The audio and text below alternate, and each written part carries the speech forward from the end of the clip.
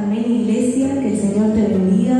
En esta hora te quiero compartir una palabra que se encuentra en San Mateo 5, versículos 13, 14 al 16. Amén, que dice: vosotros sois la sal de la tierra, pero si la sal se desvaneciere, ¿con qué será salada? No sirve más para nada, sino para ser echada fuera y hollada por los hombres. Vosotros sois la luz del mundo. Una ciudad asentada sobre un monte no se puede esconder, ni se enciende una luz y se pone debajo de un almud, sino sobre el candelero y alumbra a todos los que están en la casa. Así alumbre vuestra luz delante de los hombres, para que vean vuestras buenas obras y glorifiquen a nuestro Padre que está en los cielos. Amén.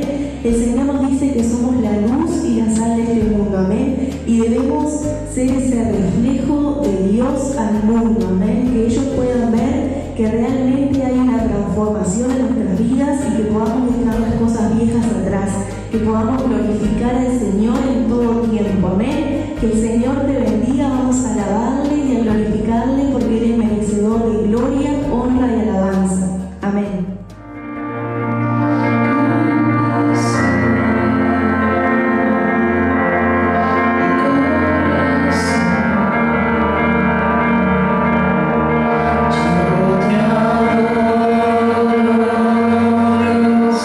Yo te adoro,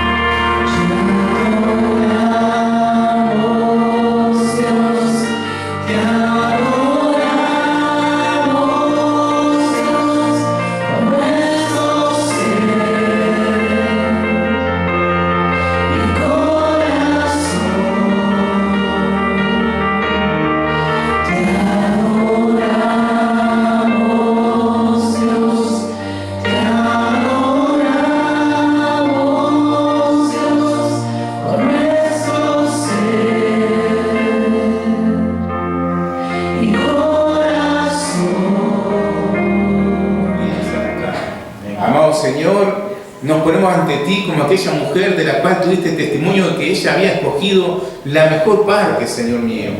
Dios mío, como aquella María, Señor, que se sentó a tus pies, Señor, para escuchar todo lo que tú tenías para hablar a su corazón, Señor. Hoy estamos, Señor, así cual María, Señor, ante ti, a tus pies, bendito Dios, para que tú nos hables a nuestra mente, a nuestro corazón, porque tu palabra, amado Señor, es lámpara a nuestros pies, es lumbrera a nuestro camino, Señor. Y en esto te decimos, mi Señor, que necesitamos de tu palabra. Tus palabras no son espíritu y son vida para nosotros, mi Señor.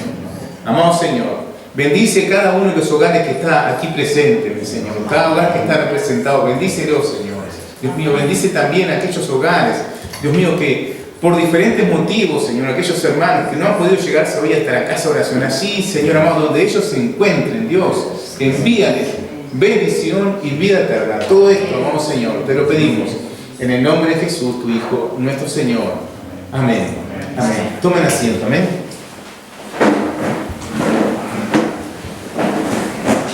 Bien. Vamos a abrir nuestras Biblias. Vamos a seguir en la historia de esta gran familia, de la familia de Dios. De esta forma que Israel entra en Egipto. Recordemos que el Señor había prometido a su amigo Abraham de sus lomos que iba a salir una gran nación. Aquí están los patriarcas, amén, descendientes de Abraham entrando en Egipto. Y Dios utiliza a esta nación idólatra, extremadamente idólatra y amén, que también racista, porque imagínense, como leemos ya en el texto pasado, ellos ni siquiera se sentaban a la mesa con un hebreo. Para ellos era abominación juntarse en la mesa con un hebreo, imagínate. Pero todo esto Dios lo usa en su sabiduría, ¿verdad?, para que su nación se multiplicara. Luego, cuando ya salen por la mano de Moisés, el libertador escogido de Dios, de Egipto, ya son una gran nación, ya no son solamente estos patriarcas, también una gran descendencia levantada de sus lomos. Así que vemos cómo Dios es sabio, cómo Dios utiliza la sabiduría para nuestro bien y para llevar a cabo sus planes en nuestras vidas. Vamos a continuar así en el capítulo 44 del Génesis. Y el texto narra, todo gira alrededor de una copa. En tu Biblia dice la copa de José, ¿sí? Y dice así: mandó José al mayordomo de su casa, diciendo: llena de alimento los costales de estos varones, cuanto puedan llevar, y pon el dinero de cada uno en la boca de su costal. Y pondrás mi copa, la copa de plata, en la boca del costal del menor, con el dinero de su trigo. Y él hizo como dijo José. Venida la mañana, los hombres fueron despedidos con sus asnos.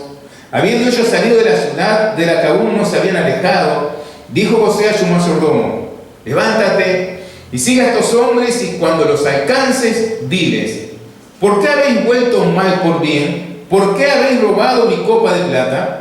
¿No es esta en la que bebe mi Señor y por la que suele adivinar? Habéis hecho mal en lo que hicisteis.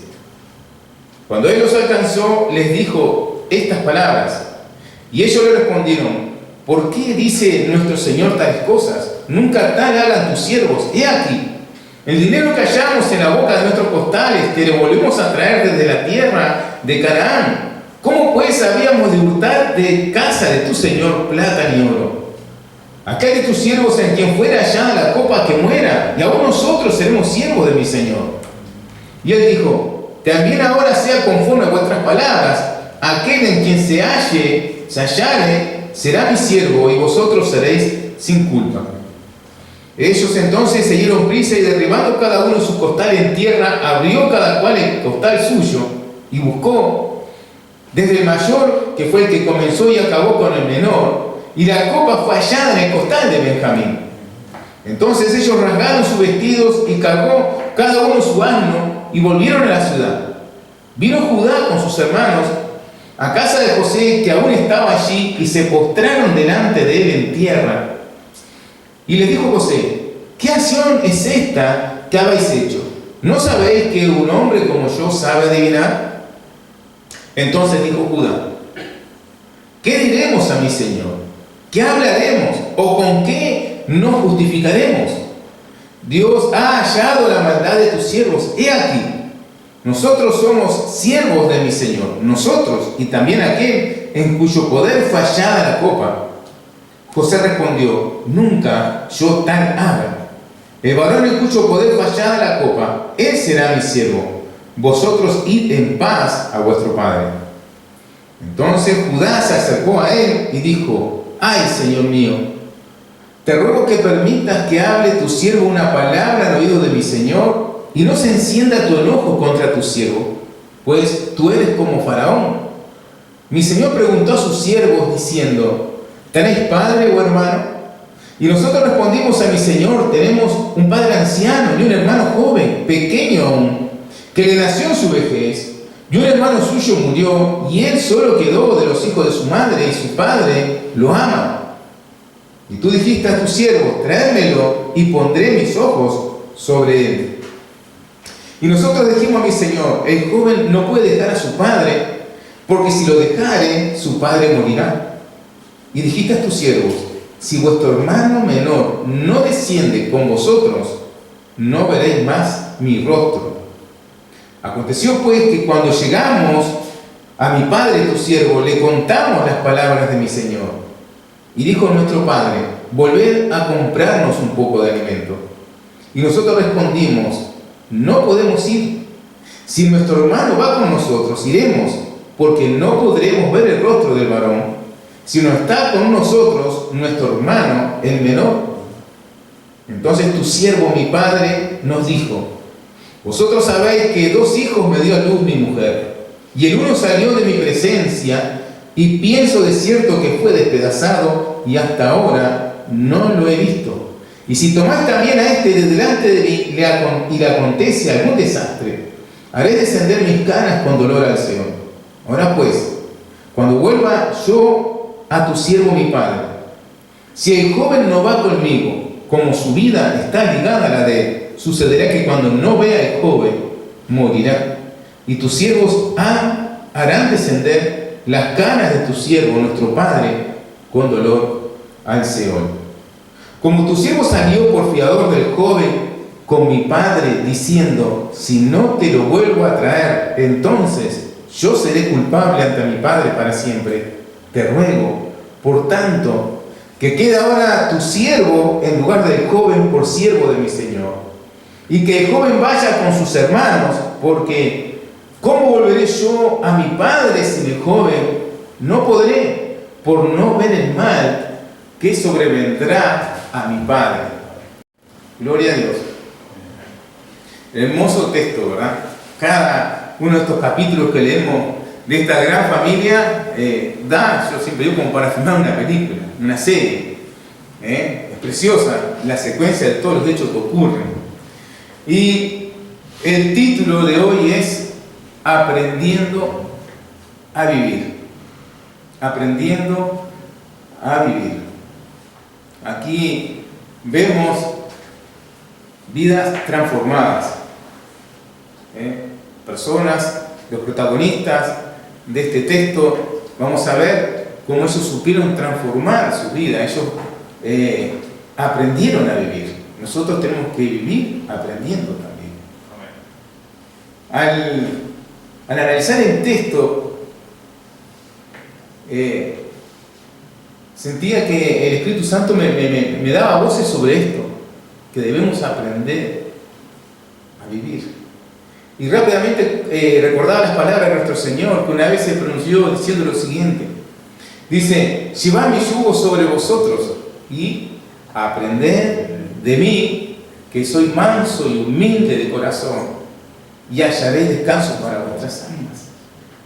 Entonces el Señor nos está diciendo muchas cosas, y entre ellas nos está invitando a que caminemos con Él, a que aprendamos de Él.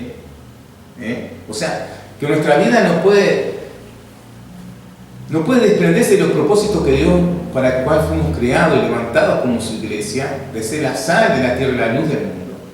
Y para ello, para alcanzar ese significado en nuestra vida, tenemos realmente que seguir las pisadas de nuestro Señor. sino de ninguna manera vamos a tener autoridad para decirle a otra persona, es por acá. ¿Sí? De ninguna manera vamos a poder alumbrar a otros. De ninguna manera vamos a poder vivir vidas que impacten a otros, ¿verdad? El Señor dice, vendrán a ti por causa de mí. El Señor nos invita entonces a que caminemos junto a Él. Entonces dice, llevamos mi yugo. Está hablando de caminar en compañía de nuestro Señor, aprendiendo de Él. El apóstol Pablo también en la carta a Filipenses capítulo 4, verso 9 dice, lo que aprendiste, ahí doble de vuelta, me está llamando la atención que debemos aprender. Lo que aprendiste y recibisteis y oísteis y visteis en mí, esto haced, y el Dios de paz estará con vosotros. Tenemos que tener un corazón enseñable. Tienes que vivir la vida en un continuo aprendizaje. ¿Entiendes? En un continuo aprendizaje. No hay edad para dejar de aprender cosas. Y obvio, todo eso no es más que para ser aplicado de forma inmediata en nuestra vida. No es para volvernos una enciclopedia de conocimiento o un fariseo y legalista señalando a los demás. No, se trata de que eso tiene que tener no solamente un gran significado para tu vida, sino que tiene que tener una aplicación inmediata en tu vida. En el texto vemos que los hermanos de José estaban muy contentos por haber compartido un gran banquete allí todos juntos. Recordemos que la tierra en ese momento estaba pasando por muchos años de hambre, una gran necesidad había en toda la tierra, mas en Egipto había alimento. Y aquí que su hermano que estaba encubierto a los ojos de ellos, se presentó como un gran oficial del faraón, le ofrece un gran banquete, le hace matar, ¿verdad?, a un ternero y le ofrece un gran banquete. Ellos estaban todos juntos, como una familia, comiendo ahí en una casa espléndida. Estaban muy felices. Y cuando terminó la entrevista a modo de comida, de almuerzo, ellos se iban de vuelta con la carga de grano para su hogar, para Canaán. Iban muy contentos, ignorando las maquinaciones de José, que le había dado instrucciones muy precisas a su mayordomo, que pusiera una copa de plata en el costal del menor de los hermanos. Entonces ellos iban ya muy felices por el camino, ¿verdad? Cuando por orden expresa de José el mayordomo va y los alcanza y los acusa de haber robado una copa de muchísimo valor para su amo. A lo que todos responden que no, que eso es imposible. Entonces de alguna manera tiran los costales a la tierra, abren la boca y empiezan a desparramar el grano uno por uno, y cuando llegan al menor resulta que la copa estaba exactamente en el saco del menor. Y por voto de ellos y por boca, él ya que en ese momento ya pasaba a ser esclavo del funcionario egipcio. En ese momento que vieron la copa de José en el costal de Benjamín. Su vida en ese momento estaba perdida. Ya no podía regresar a su casa, tenía que quedarse allí como esclavo. Hay que tener mucho cuidado de hablar a la ligera. Después tenemos que hacernos responsables de nuestras palabras.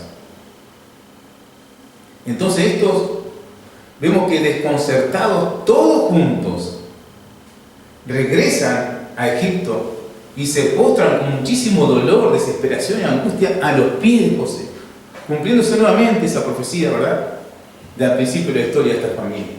Todos juntos, ahí desesperados, se tiran a los pies de José, todos juntos. Ya, si ustedes empiezan a observar muy detenidamente el texto, se dan cuenta que la familia esta ya no es la misma. Ya hay unidad. José está probando el corazón de sus hermanos. Él los sumerge en la misma trama de hace 25 años atrás para probar el corazón de sus hermanos. Ahora el protagonista era su hermano más chico, el otro hermano más joven de esta familia. Y él estaba viendo a ver si seguían siendo las mismas personas, esos que menospreciaban a aquel por ser más pequeño, más insignificante de la familia. O aún si seguían siendo aquellos hombres de corazón tan duro que eran capaces de dejar olvidado a un hermano suyo en la esclavitud, como lo hicieron con él. Eso fue exactamente lo que hicieron con él hace 25 años atrás. Entonces él lo sumerge en la misma situación. Fragua la misma situación con Benjamín. Por eso le dijo a Mayordomo que pusiera la copa allí en el costal de Benjamín, para fraguar esta situación, para probar a ver si siguen siendo las mismas personas. Y para sorpresa de José, vio que se había operado una transformación en sus hermanos. Vio que sus hermanos eran hombres transformados. La semana pasada, en el texto pasado, nos llevaba a entender, a aprender, porque tenemos que vivir aprendiendo las lecciones que nos presenta el Señor en su palabra. Nosotros, los hijos de Dios, los cristianos, los llamados cristianos, no podemos ser siempre las mismas personas. Yo soy así, me planto en la vida. Eso no es bíblico. No está en ninguna de las hojas de la Biblia. No existe acá. Eso es una ideología particular vuestra, si es que ustedes se guían por eso en la vida. El apóstol Pablo, en la carta a los Romanos, capítulo 12, verso 2, dice así: transformaos por medio de la renovación de vuestro entendimiento, para que comprobéis cuál sea la buena voluntad de Dios, agradable y perfecta. O sea, que tenemos que estar en una continua renovación de nuestro pensamiento, como a través de la palabra, de las diferentes lecciones que Dios nos presenta en su bendita palabra, renovándonos continuamente, y nuestra vida, aplicando esas hermosas lecciones de vida, nuestras vidas van siendo transformadas. Y aquí José se sorprende, ven que sus hermanos no son los mismos, está ante hombres transformados. Mismamente, ya cuando volvieron todos juntos y se postraron todos a sus pies, vio que ya no eran aquellos delincuentes que lo dejaron solo, que no le importaba si uno de ellos se perdía en la esclavitud. Ya lo vio que estaban aprendiendo a actuar como un cuerpo. Imagínate el gozo de José, ¿verdad? Ya estaban aprendiendo a actuar como una familia. Se importaban unos por los otros. Y particularmente, porque uno de los grandes protagonistas del texto hoy es Judá. Y sabes, mira que Judá se la traía. Si tú volteas hojas y revisas el texto de Génesis 37, vas a ver que fue Judá el gran ideólogo, el que tuvo la gran idea de sacar a José de la cisterna y venderlo como esclavo. Mas ahora en el texto de hoy vemos que Judá, él ofrece su propia vida por su hermano más chico. Había habido un cambio en la vida de él, ¿verdad? Ya no era la misma persona. Imagínate la sorpresa mayúscula que se estaba llevando José en esta prueba con sus hermanos. Qué linda sorpresa se estaba llevando José. El título del sermón es Aprendiendo a Vivir. Y en el desarrollo del sermón vamos a ir viendo las lecciones que el Señor nos presenta en este texto. Y la primera lección que el Señor nos presenta en este texto es la de confesión de pecado. En el versículo 16, mira lo que Judá le dice, pensando que era un funcionario egipcio, pero en realidad era su hermano encubierto, José. Le dice así en el versículo 16: entonces dijo Judá, ¿qué diremos a mi Señor? ¿Qué hablaremos o con qué nos justificaremos? Dios ha hallado la maldad de tus siervos. Él no se presenta ante el rey de Egipto, porque dijo, tú eres como faraón, pero no era para endulzarle la oreja, realmente tenía poder sobre la vida de ellos. Él podía matarlos, podía esclavizar, podía hacer lo que quisiera con su vida, tal como faraón. Ese poder lo tenía José. No es que el otro lo estaba endulzándole la oreja a José. Verdaderamente José poseía ese poder sobre la vida de ellos. Y ellos no lo quieren embaucar como muchas veces nosotros queremos hacer con las personas que nos miran. Aquí, nosotros tus siervos somos las joyitas de América. Somos las tales personas. Porque yo soy tan bueno, yo soy tan buena, decimos. No es lo que dicen ellos. Revisa el texto, vas a ver. Ellos no dicen que son la gran joya, sino todo lo contrario. Dios ha hallado la maldad de tu siervo. Ellos te empiezan a declarar y estaban ante la corte real, declaran su pecado. Somos gente de cuidado, somos hartos pecadores. Está haciendo una confesión pública de pecado Judá, no solamente de él, sino de todos sus hermanos. Judá estaba consciente, verdaderamente, que en el asunto relacionado a la copa eran sí inocentes. Imagínate cómo le picaría la cabeza a él. No sabía decirle cómo esa copa que señalaba su culpabilidad apareció en el costal de Benjamín. Él estaba seguro de que en todo el concerniente a la copa era inocente, pero también estaba seguro la gran carga de pecado que traía sobre sus hombros, no solamente él, sino todos los hermanos. Eran hombres de cuidado realmente. Eran fechorías. Decían, mire, todo les quedaba chico a ellos. No se olvide que años atrás, 20 años atrás, le arrancaron a golpes la túnica a su hermano, de a pedazos, le dieron la paliza y lo tiraron a una cisterna para dejarlo morir allí. Y después tuvieron la genial idea de venderlo como esclavo. O sea, ¿qué decimos de estas acciones? Realmente son maldades, ¿no? No son cosas menores. Y están haciendo con su misma sangre, con su misma familia. Imagínate, ¿qué no harían con extraños?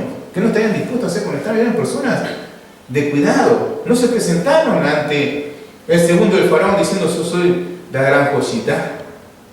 No, porque esa es nuestra tarjeta de presentación, ¿verdad? Yo soy tan bueno, decimos ahí. No, yo soy bueno. Y aquí no. Una de las grandes lecciones. ¿Sabe? Nosotros no podemos esconder nuestros pecados. Por más que quisiéramos, no podemos esconderlo. No deberíamos esconderlo. Aunque nosotros nos proponemos esconder nuestra vida. No puedes esconderte de Dios. No deberías. El apóstol Pablo enseña en Gálatas 6:7. Bien, resueltamente dice así. Dios no puede ser engañado. A veces podemos engañar al mundo entero, ¿sabes? Pero no a Dios. Dios no puede ser engañado. Todo lo que el hombre sembrare, eso también segará. Hoy en el culto de mañana, hay una familia de los Albarrey, una familia que son labriegos. Eso hace años atrás compraron tierras y, ¿sabe? Ellos la quintaron toda de limones. ¿Sabe lo que están produciendo hoy? ¿Sabes lo que están produciendo? Limones, pero a montones. Porque plantaron limones. ¿Tú quieres conocer cuál va a ser tu futuro? Bueno, ve tú lo que estás haciendo hoy. Lo que estás sembrando hoy. Porque lo que estás sembrando hoy, con creces y atiende, lo vas a cosechar en un futuro muy próximo. Dios no puede ser burlado. Nuestros pecados, queridos hermanos, no podemos esconderlos por más que quisiéramos. No deberíamos ni siquiera pretender hacer. El tiempo, queridos, no borra los pecados. Nosotros a veces tomamos distancia de las personas, o pretendemos que los demás olviden, o tratamos de olvidar. Porque diciendo, no, el tiempo cura toda herida. El tiempo no cura ninguna herida. Precisamos tiempo para curar, pero es una mentira. Como que el tiempo borra la maldad y el pecado, también es una mentira. No la borra. Aquí vemos hombres que texto tras texto vemos que siempre recordaban su pecado continuamente, iban hacia los hechos que habían ocurrido hace más de 20 años. Era tan grande la culpabilidad de esos hombres, tan grande el cargo de conciencia que tenía, que traían su pecado continuamente. Porque el tiempo no borra el pecado, hermano. No lo borra. Lo único que borra el pecado es la sangre de Jesucristo. Es la única capaz de borrar nuestros pecados y limpiar nuestra conciencia de obras muertas. Es lo único eficaz para borrar tu pecado. No el tiempo, la sangre de Jesús. Muy claro está en muchos textos bíblicos. Pero vete ahí a Apocalipsis, capítulo 1, verso 5, dice así: Jesucristo, el testigo fiel, el primogénito de los muertos, el soberano de los reyes de la tierra, al que nos amó y nos lavó, dice, de nuestros pecados, con su sangre preciosa. Es lo único eficaz para lavar tus pecados. No el tiempo, no el ocultamiento, solamente la sangre de Cristo puede lavarte de tus pecados. Y estamos en esta lección, donde tenemos esta lección de confesión de pecado, que es una de las primeras cosas que aparece en el texto de hoy, que es lo que está haciendo Judá ante José como funcionario egipcio, que tiene poder sobre su vida y la vida de sus hermanos. Ahí en 28:13 dice el Señor expresamente: el que esconde su pecado no prosperará, mas el que los confiesa y se aparta, ese alcanzará misericordia. ¿Saben? Los pecados que se dejan, que tenemos que dejar en un rincón ahí escondidos. Ese pecado que dejamos ahí escondida, en una oscuridad aparente para nosotros, pero no para Dios, ese pecado le estamos dando poder, nos transformamos esclavos de ese pecado.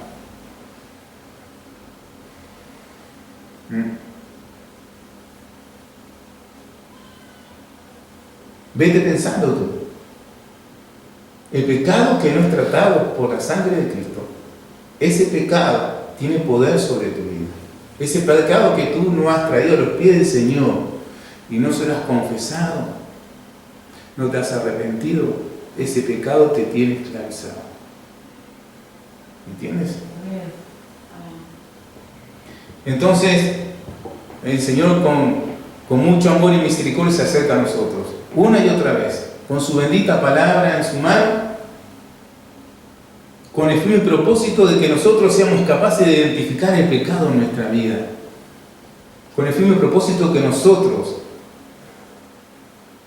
nos arrepientamos, le confesemos el pecado, nos apartemos de él, para que nosotros andemos en novedad de vida, en una nueva vida, no en la vieja vida, porque tenemos que vivir y aprender, tenemos que aprender a vivir de forma tal que traigamos honra al nombre de nuestro Señor, porque el nombre de Jesús está sobre vuestra cabeza.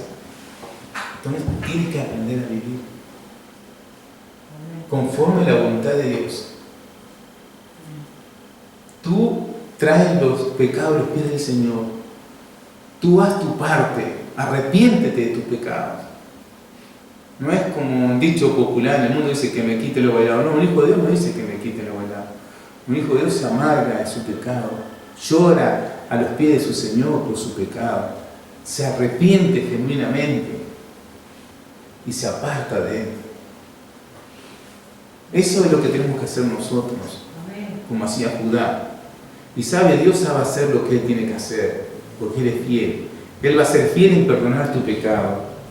Él va a ser fiel para limpiarte de toda tu maldad.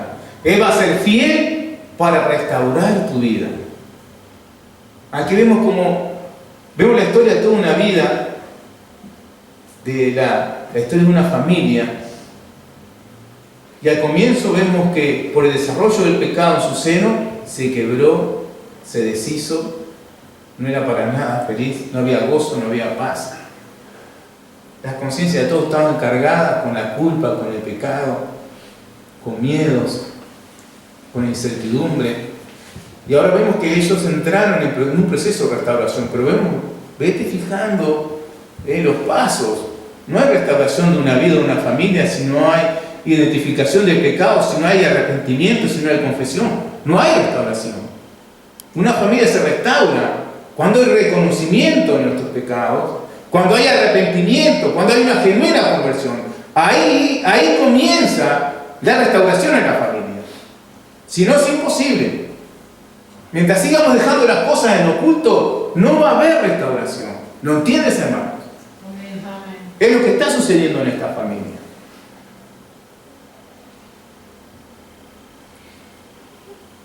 La segunda lección del tema de hoy, de aprender a vivir, vemos que el texto nos habla de interceder. Es lo que Judá hace ante José. Él intercede. Yo busqué el significado de interceder. Y dice así el diccionario: hablar ante alguien en favor de otra persona. Mira si no es lo que estaba haciendo Judá, ¿verdad?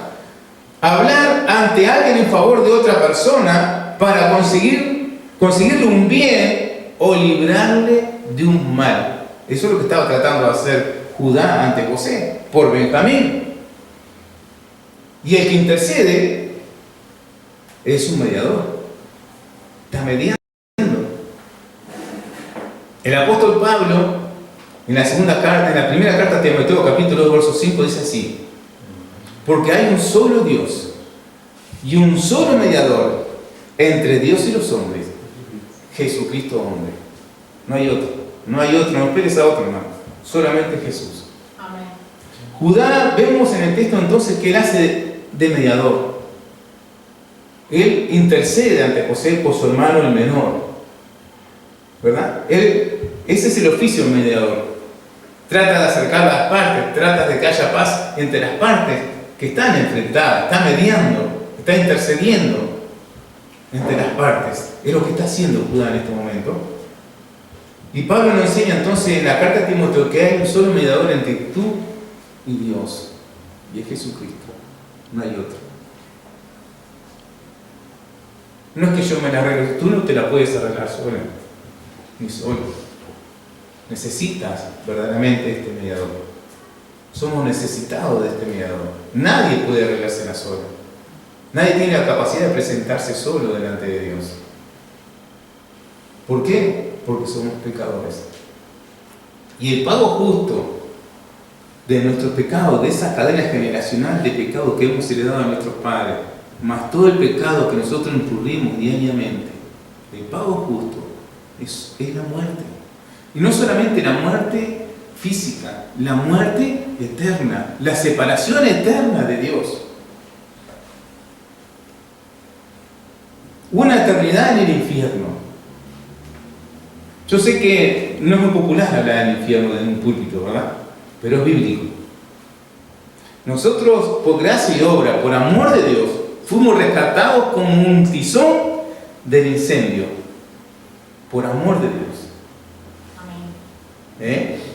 Fuimos rescatados como un tizón. Éramos hijos de ira, mas el amor de Dios nos ha alcanzado a través de Cristo Jesús. Amén.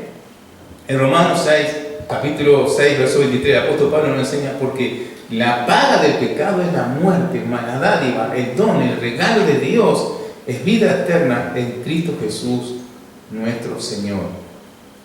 Entonces, nosotros, por causa de nuestro pecado, no podemos representarnos a nosotros mismos. No podemos presentarnos nosotros mismos ante Dios. Necesitamos sí o sí un abogado. Necesitamos en quien depositar nuestra confianza. ¿Quién es nuestro representante? Jesucristo. No hay otro. El apóstol Juan, en su primera carta, capítulo 2, verso 1, dice así: hijitos míos, estas cosas os escribo para que no pequéis. Más dice así: si alguno hubiere pecado, abogado tenemos para con el Padre, a Jesucristo el justo. Él es tu abogado. De ninguna manera, desfachatadamente, podemos presentarnos con méritos propios delante del Padre. No puedes. Necesitas un intercesor, necesitas un mediador, y ese es únicamente Jesucristo. El Señor en su palabra en Hebreos 7:25 enseña sobre este mediador.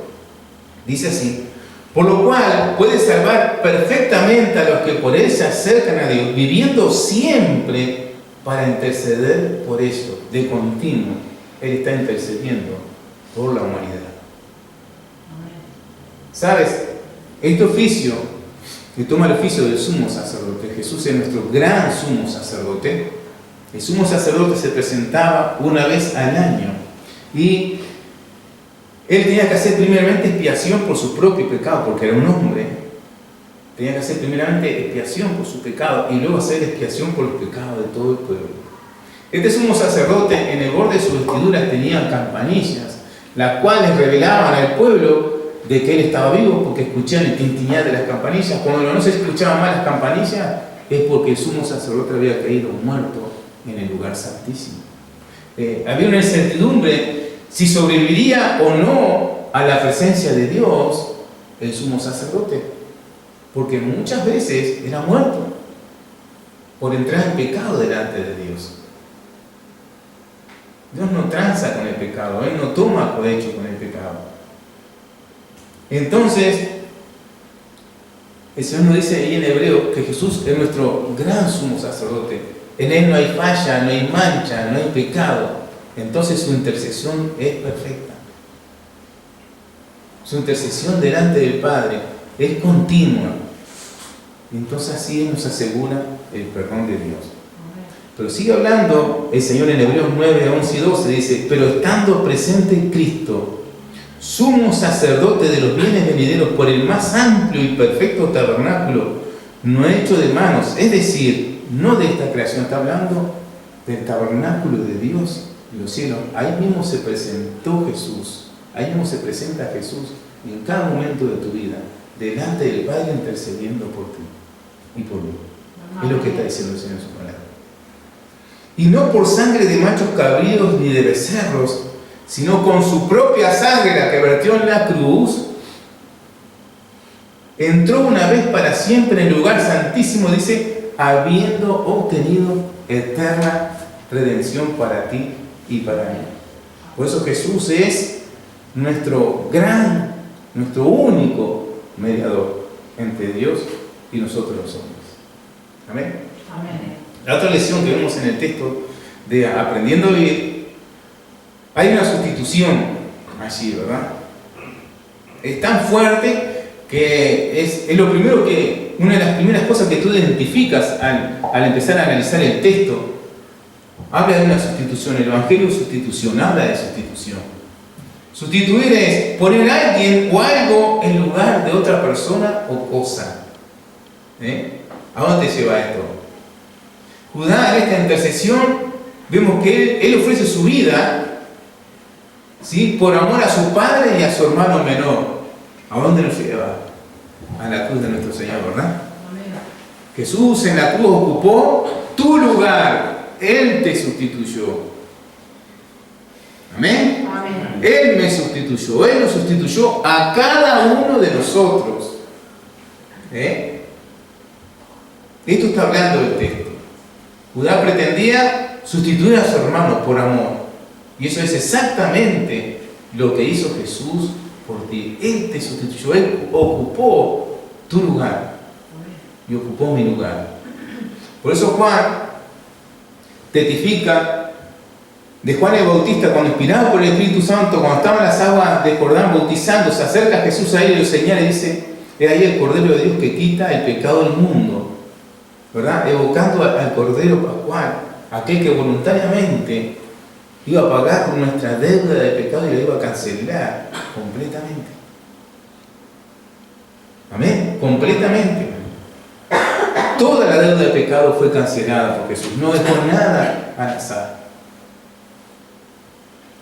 Por eso Pablo en Corintios, 2 Corintios capítulo 5, verso 21, dice así: al que no conoció pecado, por nosotros lo hizo pecado, para que nosotros fuésemos hechos justicia de Dios en él. Es decir, Dios en Cristo nos estaba reconciliando, quitó nuestros pecados y los puso sobre su Hijo, así en la cruz, colgado en la cruz. Jesús fue sin pecado en la cruz, mas Dios cargó sobre sus hombros todos nuestros pecados. Por eso Él, antes de entregar su Espíritu, dijo así una vez: Padre mío, ¿por qué me has desamparado? Porque fue envuelto en todos nuestros pecados.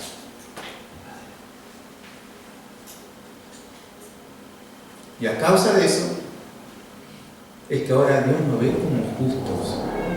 Nuestras vestiduras de pecado, harapientas, hediondas, ahora fueron cambiadas por vestiduras reales, como príncipes, como hijos de Dios. Ahora Dios te ve santo, limpio, sin defecto, sin pecado, justificado. Estás delante del Padre por la obra bendita de Jesús. Gloria a Dios. Entonces, ¿cómo traemos todas estas lecciones en este aprendiendo a vivir a nuestras vidas? En el texto vemos que José recordaba Estaba recordando el pasado, cómo sus hermanos lo habían tratado a él, cómo lo habían vendido a él por ser el hermano menor, el preferido del papá. Gran envidia y muchos sentimientos feos había despertado a sus hermanos, lo cual lo llevaron a que lo vendieran como esclavo. Entonces utiliza a Benjamín y con su mayordomo fragua la misma situación para sus hermanos. Eso es lo que está diciendo el texto, para ver si ellos habían cambiado verdaderamente o si seguían siendo las mismas personas. Prueba el corazón de sus hermanos, y para sorpresa de él encontró que sus hermanos no eran las mismas personas. Encontró que ellos habían aprendido a vivir.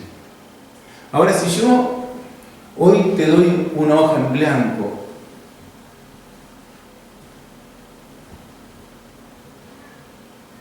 y ponemos una pregunta ahí de parte de Dios, ¿estás aprendiendo a vivir?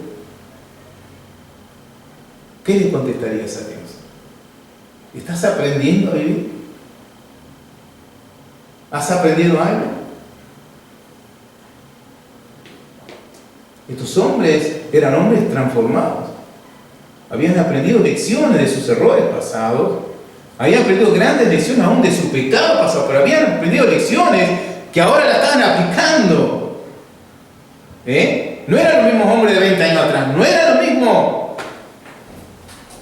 No estaban dispuestos a hacer las mismas situaciones equivocadas de tiempo atrás. No estamos llamados, no está llamado de parte de Dios a ser siempre la misma persona. Deben crecer. Debemos vivir vidas transformadas, renovando nuestra mente y corazón por la palabra de Dios. Nunca jamás podemos ser lo que antes éramos. Judá, vemos en el texto de hoy que es un hombre completamente diferente, muy distinto a aquel que vendió a su hermano, ¿verdad? Él estaba en el texto de hoy, estaba dispuesto, él carga por la culpa de su hermano. De esa forma le habla, él intercede ante el egipcio, al supuesto egipcio, que en realidad era José su hermano. Él intercede, dice, la culpa es dámela a mí. Yo me hago esclavo, fue lo que hizo nuestro Señor. Se hizo esclavo por amor, ¿verdad? Amén. Amén. Y Judá, vemos una vida transformada. Había aprendido de esos errores pasados. ¿Tú has aprendido algo en la vida, hermano? ¿Has aprendido de tus errores? ¿O sigues viviendo en tus errores? ¿Has aprendido de los pecados de los cuales alguna vez quizás te arrepentiste? ¿O sigues sumergido en la vida de pecado? ¿O nunca te has arrepentido de los pecados? Aquí vemos vidas transformadas. Hombres que se arrepintieron, confesaron sus pecados a Dios. ¿Sabe? En todo este meditar de este texto, rápidamente mi mente voló hacia el rey David. Creo que es un rey muy querido por todos nosotros, ¿verdad?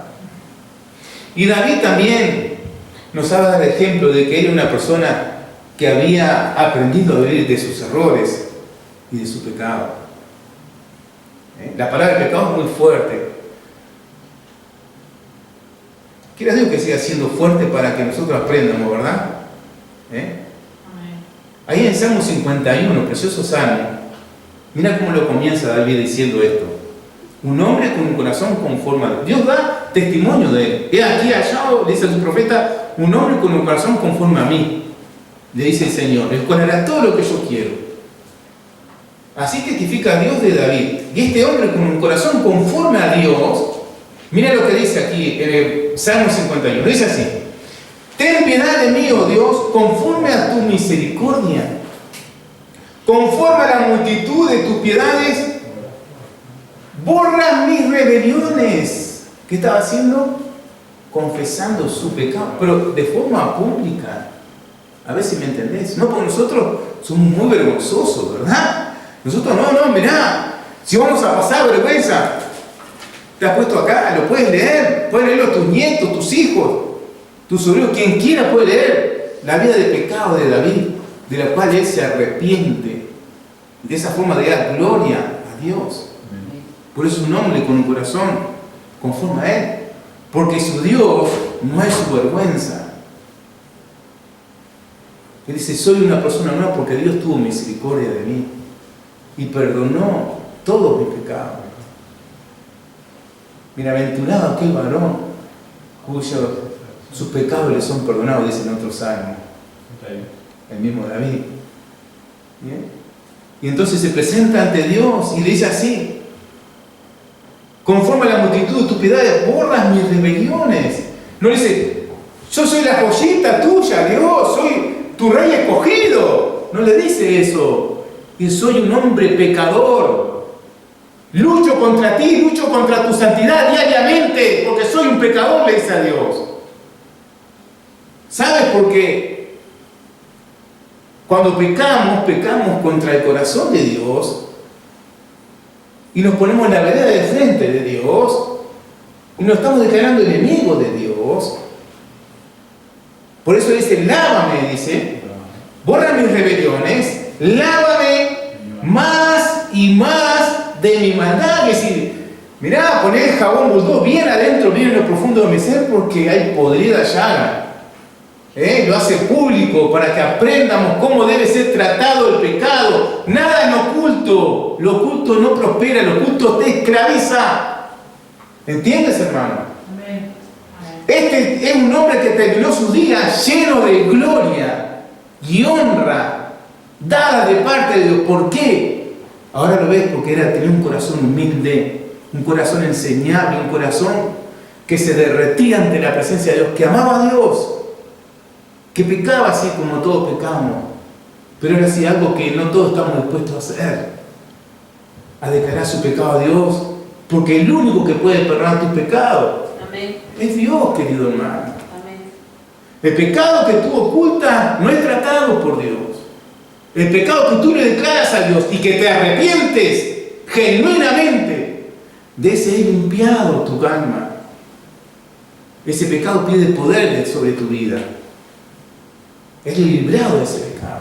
Tu conciencia es librada de toda culpa por ese pecado. ¿Entiendes? Límpiame de mi pecado. Entonces estas son palabras de alguien, ¿verdad?, que reconoce su pecado, que se arrepiente genuinamente ante Dios y los hombres de su pecado. Nosotros siempre vamos con la banderita de vergüenza, ¿viste? Acá no había vergüenza ninguna. Porque es claro, mira, el proverbio es claro: el que esconde su pecado no prosperará. Mas el que lo confiese y se aparta alcanzará misericordia. Es clara la palabra de Dios. Dios no puede ser burlado.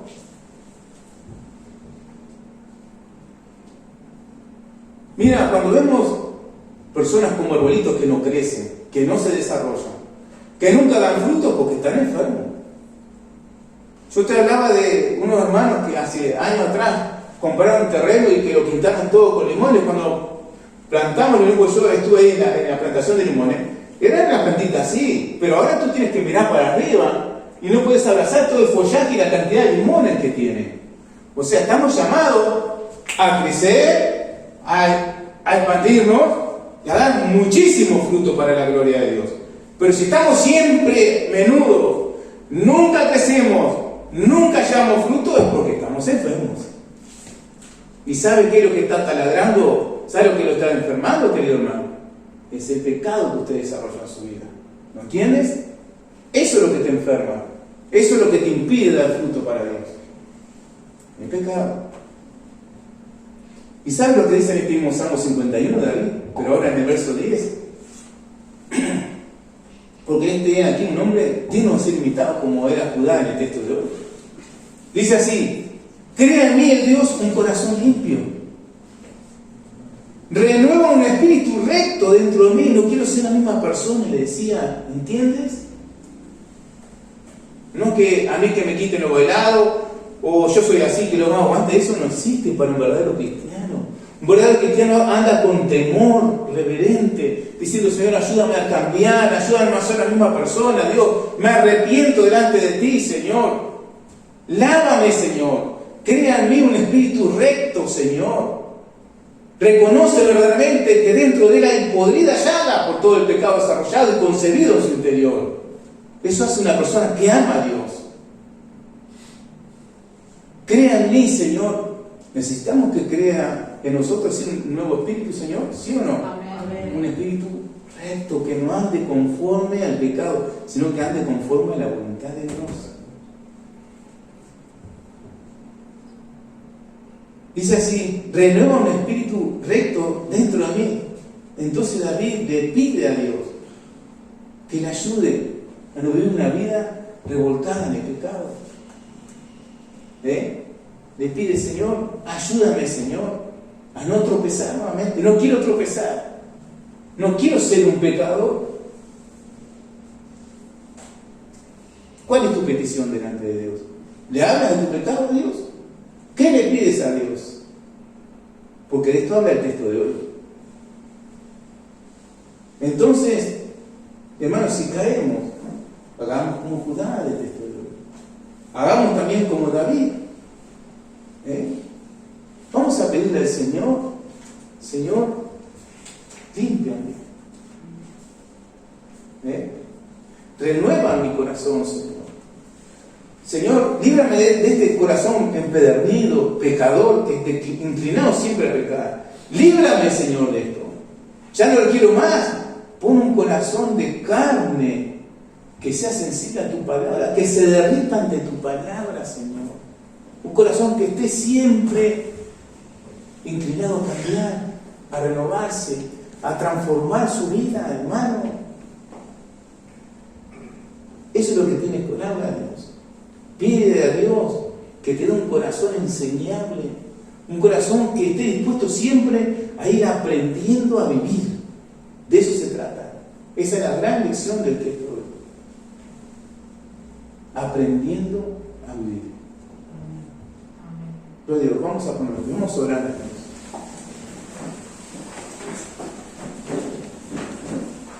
Amado Señor, te doy gracias por esta hermosa palabra, Señor, la cual nos hace meditar, Señor, en nuestra vida.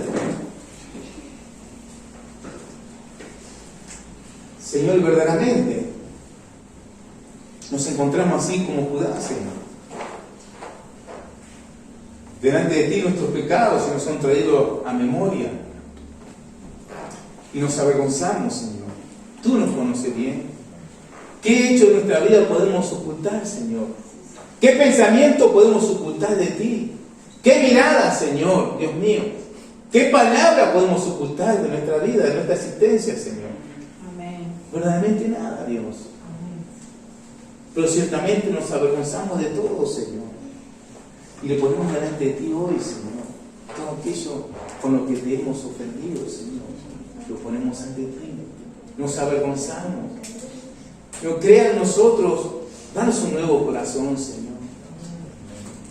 Crea un espíritu recto dentro de mí, Señor. Un espíritu, Señor, que esté dispuesto, Señor, a seguir tus pasos. A traer gloria y honra a tu nombre, Señor. Yo verdaderamente que andemos en novedad de vida, como enseña Pablo en sus cartas. Una vida dirigida, Señor, por ti.